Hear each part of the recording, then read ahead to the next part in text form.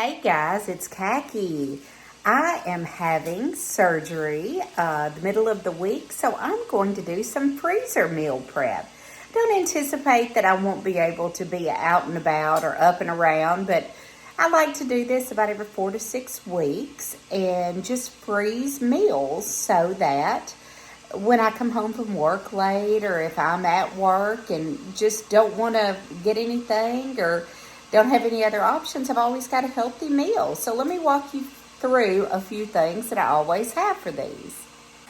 So things that I always have when I am doing freezer meal prep are these trays. Each well holds 1 cup, which I find is a perfect portion for me.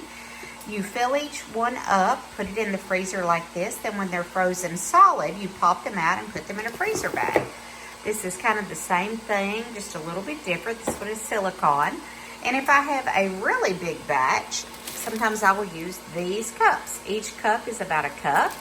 I fill it up, put it in the freezer, and then when it's frozen solid, just pop it out. So, as the base for a lot of my soups, I use chicken broth. And rather than buy it, I just make my own. I take chicken bones. I save those from rotisserie chickens when I buy them. I put it in the Instant Pot with a little bit of onion, carrots, salt, pepper, and a little bit of garlic. I cook it for about 60 minutes on high pressure and have a great, inexpensive chicken broth as the base. So this is what the yummy chicken broth looks like after cooking an hour in the pressure cooker. I just pour over a colander and strain out the bones and the veggies, and it is yummy and works so good in my recipes and saves money. So 2 of the recipes that I'm making call for ground beef, ground chicken, ground turkey, whatever your ground meat of preference is. Today I'm going to be using the ground white chicken meat. 2 different recipes call for this, so I have 3 pounds. I'm going to go ahead and pre-cook it and then split it up. And then we'll talk about what I'm going to be making today. So after cooking and draining the ground chicken, I have 35.73 ounces of ground cooked white meat chicken that I will be splitting between 2 recipes. So first up, I'm making a chicken chili. I have half of the ground chicken breast that I cooked, which comes out to about 17.5 ounces of cooked chicken, ground chicken breast. I've got 3 cans of low sodium chili pinto beans, 1 can of petite cut diced tomatoes. I'm going to chop up a little bit of onion. Then I got this on clearance. I am a big clearance shopper, but anyway, this is extra hot salsa, which I like hot. I tend to, but I have found that when you put in even something extra hot in a recipe, it kind of, mutes it a little bit. I typically will eat my chili with a dollop of non-fat Greek yogurt or sour cream on top, and that really cools it off. But I'll show you what it looks like when we're done. So this is the chili cooking. I ended up just using 2 cans of the pinto beans. As I go, I put my ingredients to make a recipe in my Lose It app. That way I can calculate at the end how many calories, protein, macros per serving. So I'm just going to let this cook until those onions soften, and then I will divvy it out in my trays and get it ready for the freezer.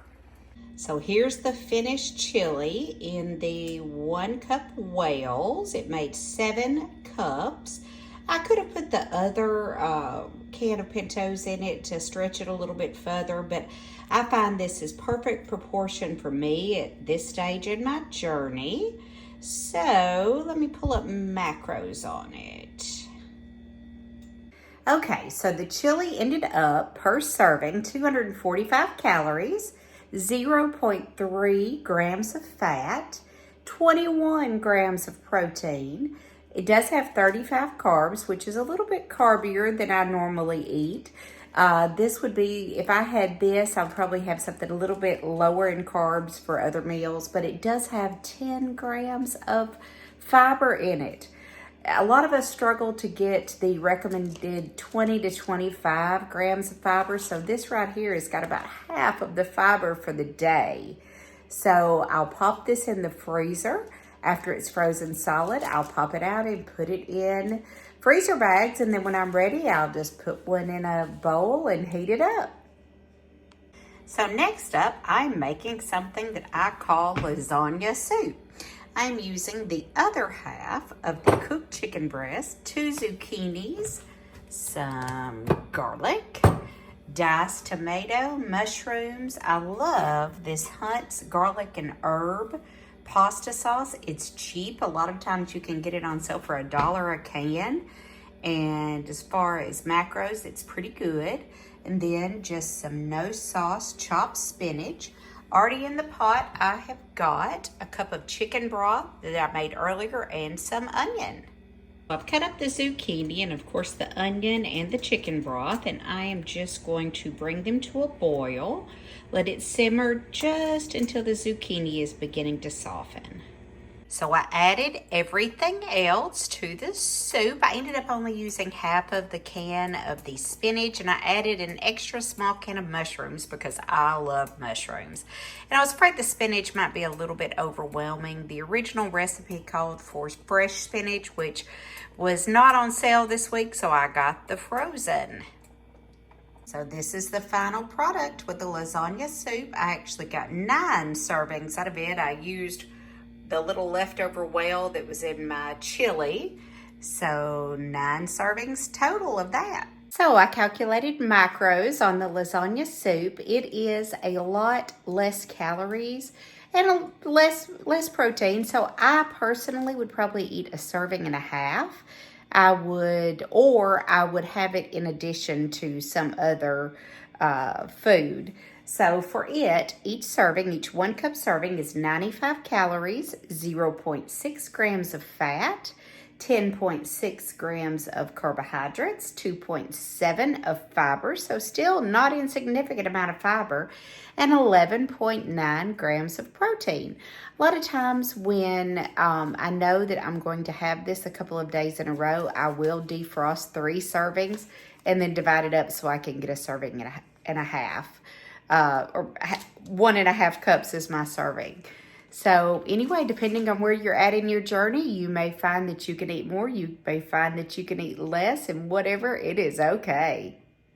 So next up, I'm going to do something completely different. It's called Zupa Toscana soup. It's kind of like, it's a healthier version of soup that they have at Olive Garden. So for this, I have got a bunch of kale, a head of cauliflower. This cauliflower's got a couple of little dark spots on it I'm going to cut off. Some onion, almond milk. You can use regular milk, oat milk, whatever you like. I have a can of chicken breast. Sometimes when I make this, I use rotisserie chicken, or I'll use just plain cooked chicken breast. But I have that canned chicken I need to use. I've got mushrooms, some garlic. I will be using chicken broth that I made earlier. And then I've got 4 pieces of this chicken apple sausage that I've had in the freezer. I got it from Costco back in the spring and need to use it. So I will show you how it's made. So here's the Zupa Toscana soup cooking. I put the chicken broth in, cut up the onion and the cauliflower and the kale after washing, let it cook a little bit to soften. Then I cooked the sausage and got it done, put it over with the canned chicken after I drained it. And I'm just letting everything come to a boil and meld really well. Then I will put it in my containers to freeze. So this is the finished product of the Zupa Toscana. I had to pull out some of my little cups to do. I got 10 servings and the macros on this. Again, this is a lower calorie, so I would probably eat either 1.5 or I would add in something else with it. 100 calories per cup, 4.7 fat, 4.8 carbs, 0.7 fiber, and 10.6 protein.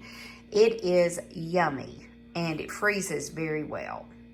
So one of the things that I'm going to be cooking today that is very good, high in protein, good in healthy carbohydrates, has a fair amount of that, is green enchilada pork chili or pork stew. You'll find it either way. So what we've got here, I got these marked down to $2.80 from like $8. It's a pork roast, rotisserie seasoned. Then I've got pinto beans, some Italian dressing, some corn, salsa verde. I've got 2 different kinds here that I just had in my cabinet, and some onion. So I will be cooking this pork loin in the pressure cooker. A pressure cooker is fabulous. I just throw it in from frozen, cook it, and then shred it. And then I'll show you how it turns out. So this is the green enchilada pork chili cooking. I've got the pork roast out of the pressure cooker and shredded, and I'm just going to let this simmer for a few minutes before I put it up to freeze.